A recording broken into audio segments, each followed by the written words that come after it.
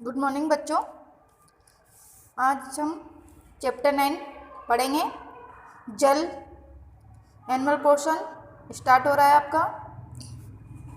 सभी अपनी अपनी बुक्स निकाल लीजिए। चैप्टर 9 जल, वाटर। जल एक प्राकृतिक पदार्थ है। पृथ्वी का लगभग 75% भाग क्या है? जल है। यह जंतु तथा वनस्पति जगत का मुख्य अवयव है। जंतुओं और वनस्पति जगत के लिए, पेड़ पौधों के लिए, सबके लिए ये क्या है? एक मुख्य अवयव है, मुख्य रूप से है। मनुष्य के शरीर में लगभग कितने प्रतिशत जल पाया जाता है? 70% जल पाया जाता है। समस्त जीवधारियों के लिए जल परम आवश्यक है। इसके न मिलने पर मनुष्य, पौधे एवं अन्य जीवधारी जीवित नहीं रह सकते। पर्वतीय क्षेत्रों में तो पेयजल की भीषण समस्या है। पर्वतीय क्षेत्र, पहाड़ों में इन पे क्या होता है? पेयजल बड़ी मुश्किल से मिल पाता है। उपस्थिति, जल समस्त जीवधारियों जैसे मनुष्य, पौधे एवं जानवरों आदि के शरीर की मूलभूत घटक है। कोई भी जल के बिना अधिक समय तक जीवित नहीं रह सकता। जीवधारियों में जल की विभिन्न मात्रा उपस्थित होती है। जैसे मनुष्यों में 70% जल होता है, खीरे में 95% जल होता है, टमाटर में 90% जल होता है, आलू में 75% जल होता है और वृक्ष में 60% आदि। प्रकृति में मुक्त अवस्था में जो जल मिलता है उन्हें क्या कहते हैं? प्राकृतिक जल, नेचुरल वाटर कहते हैं। सजीवों के अस्तित्व एवं रख रखाव हेतु जल आवश्यक है। जंतु झीलों, नदियों एवं तालाबों से पानी पीते हैं।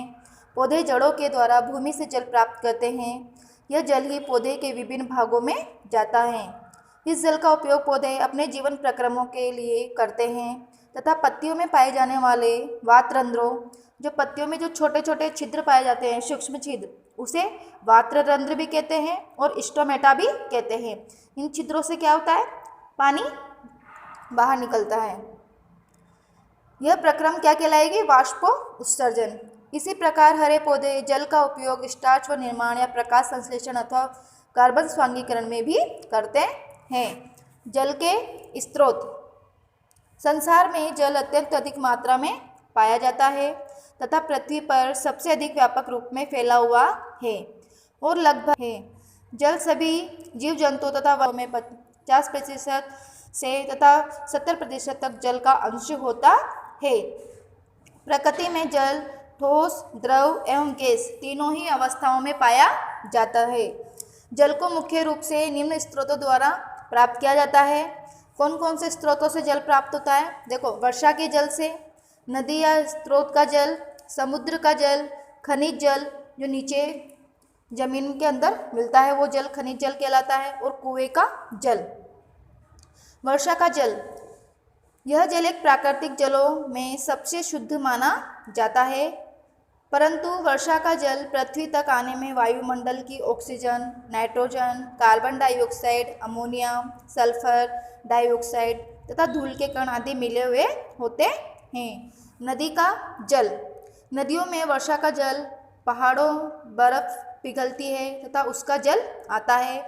पहाड़ों के निकट का यह जल क्या होता है? शुद्ध होता है। जैसे जैसे यह मैदान में बहता जाता है इसमें मिट्टी आदि भी मिल जाती है, अतः यह जल उन स्थानों में बहता है जहाँ कार्बोनेट पाए जाते हैं, तो वह उनको अपने अंदर घोल लेता है।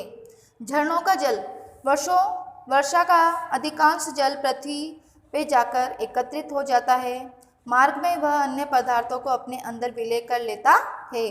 जिस समय जल पृथ्वी के अंदर ऐसी चट्टानों में पहुंचता है जिनके नीचे जाना संभव नहीं होता, तो फिर यह किसके रूप में बाहर निकलता है? झरनों के रूप में बाहर निकलने लग जाता है। इसी प्रकार से प्राप्त अशुद्धियों से युक्त जल को क्या कहते हैं? खनिज जल कहते हैं। कभी कभी इस जल में औषधियों के गुण भी पाए जाते हैं। कुओं का जल, जो जल पृथ्वी के अंदर चला जाता है तथा उसको प्राकृतिक मार्ग नहीं मिल पाता है, तो वह वहाँ कड़ी चट्टानों पर बहता रहता है और कुआं खोदते समय वह जल प्राप्त हो जाता है। प्राय कुओं का जल क्या होता है? स्वच्छ होता है। और ये कौन सा जल होता है? भूमिगत जल होता है। समुद्र का जल, नदियों से बहता हुआ जल अंत में समुद्र में गिर जाता है। इस प्रकार के जल में रासायनिक तत्व तथा लवण घुले हुए रहते हैं। इस कारण यह क्या होता है? अशुद्ध होता है। जल के गुण। जल के निम्नलिखित गुण होते हैं। पहला, जल क्या होता है? शुद्ध जल क्या होता है? स्वच्छ होता है, रंगहीन होता है, गंधहीन होता है, स्वादहीन होता है तथा पारदर्शक होता है। इसका हिमांक 0 डिग्री सेंटीग्रेड तथा क्वथनांक 100 डिग्री सेंटीग्रेड होता है। यह तीनों अवस्थाओं ठोस, द्रव तथा गैस में पाया जाता है। ऊष्मा, यह ऊष्मा तथा विद्युत का क्या होता है? कुचालक होता है। इसमें अम्ल की कुछ बूंदें मिलाकर इसे विद्युत का सुचालक बनाया जाता है। जल एक सार्वत्रिक विलायक है, यानी कि जल में कोई सा भी पदार्थ घुल जाता है उसे क्या कहेंगे? जल को क्या कहेंगे? तो विलायक। ये अपने अंदर पूरे पदार्थ को समा लेता है, घोल लेता है, तो यह क्या है? विलायक है। साधारण ताप पर लगभग 20 डिग्री सेंटीग्रेड पर जल का घनत्व 1 ग्राम सेमी होता है, जो अधिकतम है, अर्थात किसी भी उच्च ताप इससे अधिक घनत्व नहीं होता। जल की विशिष्ट ऊष्मा क्या होती है? 1 होती है। उपयोग, जल के उपयोग। जल बहुत ही अच्छा विलायक है, अतः यह कई पदार्थों को घोलने के काम में आता है। जल का सबसे अधिक उपयोग पीने में होता है। यह जीव जंतुओं का आवश्यक पेय पदार्थ है। यह कपड़े धोने व बॉयलर में भी प्रयुक्त होता है। हाइड्रोजन, ऑक्सीजन, जल गैस आदि के औद्योगिक उत्पादन में काम आता है। जल का उपयोग भाप इंजन को चलाने में होता है। जल का उपयोग विद्युत उत्पादन में होता है। कई भौतिक स्थिरांक ज्ञात करने के लिए जल मानक के रूप में प्रयुक्त किया जाता है। बर्फ जल का ठोस रूप है, वस्तुओं को ठंडा करने के काम में आती है। जल उत्प्रेरक के रूप में भी काम में लिया जाता है। उत्प्रेरक क्या होते हैं? उर्वरक में, औषधियों में, इनमें काम में आता है जल। यह पेड़ पौधों की सिंचाई में भी काम आता है। पेयजल, पीने योग्य जल को क्या कहेंगे? पेयजल। तो पीने के लिए प्रयोग में लाया जाने वाला जल क्या कहलाता है? पेयजल, ड्रिंकिंग वाटर कहलाता है। प्राकृतिक जल पीने योग्य नहीं होता, क्योंकि बहुत सी विलेय तथा अविलेय औषधियों के अतिरिक्त अति सूक्ष्म जीवाणु व रोगाणु उपस्थित होते हैं। अतः ऐसे जल को पीने से क्या हो जाता है? पैचिस, हैजा, मियादी बुखार आदि रोग लग जाते हैं। अतः पेयजल के निम्न गुण होने चाहिए। देखो, पीने वाले जल के कौन कौन से गुण होना चाहिए? पहला, पेयजल रंगहीन, गंधहीन तथा पारदर्शी होना चाहिए। पेयजल स्वच्छ होना चाहिए, इसमें विलेय अशुद्धियाँ नहीं होनी चाहिए। पेयजल में हानिकारक रासायनिक पदार्थ आदि नहीं घुले होने चाहिए।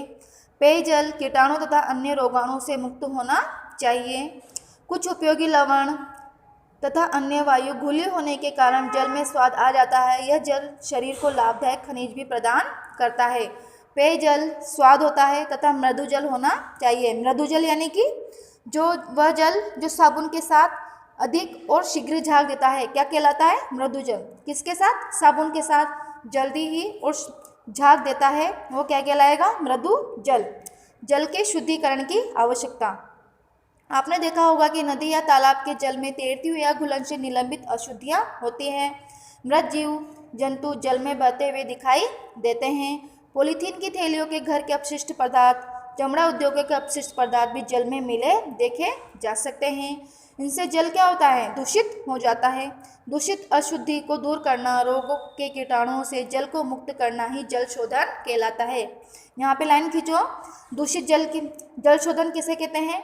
दूषित जल को, दूषित अशुद्धि को दूर करना, जल में से दूषित अशुद्धि को दूर करना क्या कहलाता है? जल शोधन कहलाता है।